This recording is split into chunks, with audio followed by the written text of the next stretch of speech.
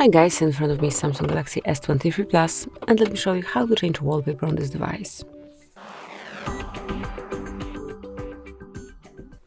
At first, unroll the list of all apps, then find and select Settings, and go to Wallpaper and Style.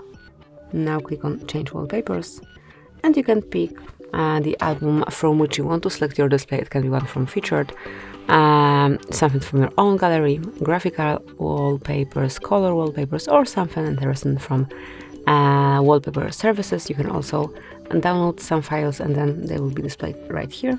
But let me choose something from the graphical options, for example this one.